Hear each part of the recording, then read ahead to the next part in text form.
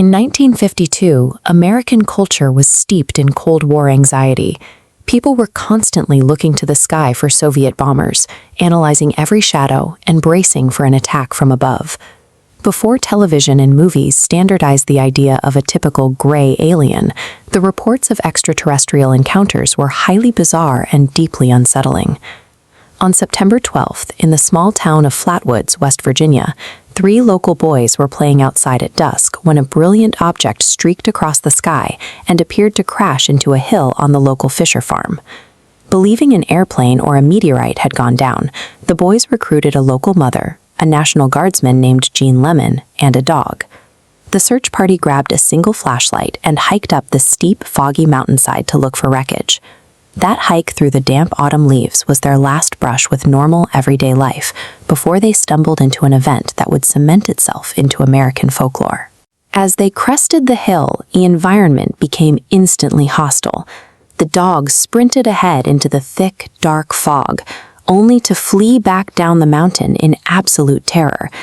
The air filled with the thick, choking scent of burning sulfur, and a pulsing red orb of light began glowing through the mist. Jean Lemon clicked on his flashlight and aimed the beam at a nearby oak tree.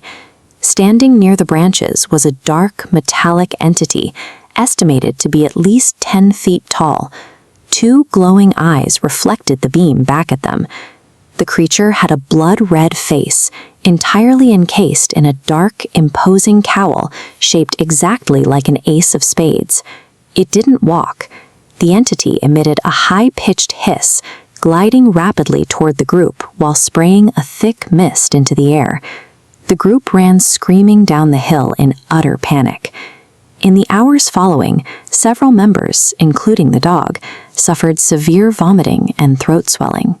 The local doctor treated them for symptoms resembling exposure to mustard gas or some kind of chemical exhaust. We have a massive hovering entity, physical illness, and multiple terrified witnesses. So what exactly was waiting for them on that ridge? If we set aside the science fiction lens and approach the evidence forensically, we can piece together a terrestrial explanation. First, the crashed spaceship. The fireball the boys saw was a widely documented astronomical meteor. It was confirmed by astronomers and seen crossing the skies of Maryland, Pennsylvania, and West Virginia that exact same night. This cross-section diagram of the local terrain shows the optical illusion at play. With the boys at the valley bottom, a meteor passing high overhead appears to intersect the crest of the nearest hill. Extending the line of sight to the adjacent peak reveals a local aircraft beacon blinking through the dense fog.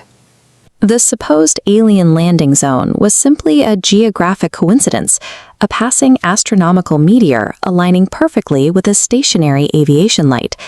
This brings us to the 10-foot, spade-headed monster itself. When Jean Lemon shined his flashlight into the oak tree, he startled a barn owl. The witnesses specifically described a dark cowl shaped like an ace of spades. As you can see in this photograph, the barn owl has a highly distinct, pale, heart-shaped facial disc that perfectly matches that description. When struck by a sudden, intense beam of light in the pitch black, the reflective layer in the owl's eyes, known as the tapetum lucidum, caused them to glow with a demonic, bright red intensity. This vector silhouette breakdown shows how the proportions were distorted. Dropping from its branch created a gliding motion. The bird formed the creature's top, while the dark foliage hanging beneath the branch created the illusion of a metallic skirt. As for the illness and the toxic mist, extreme terror has physical consequences. Running down a treacherous hill in the dark, completely consumed by an adrenaline-fueled panic attack, will trigger severe nausea and vomiting. The harsh mustard gas smell was the natural sulfuric odor of pungent rural weeds, trapped close to the soil by the heavy autumn fog. There was absolutely no toxic alien exhaust. The monster was a bird, and the poison was pure, unadulterated human panic. The Flatwoods Monster was an incredibly rare convergence of a meteor sighting, an airplane beacon, a startled animal, and a misty night. This split-screen graphic illustrates the psychological mechanism at work.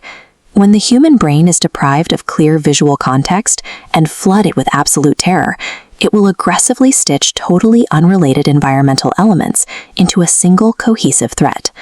Today, the town of Flatwoods has fully embraced the Braxton County Monster. They celebrate the legend with dedicated museums, local festivals, and giant wooden chairs built in the shape of the creature. The scientific reality of human perception is a fascinating subject, but society's ongoing love for the Flatwoods legend proves that we will almost always choose a good monster story over a startled bird.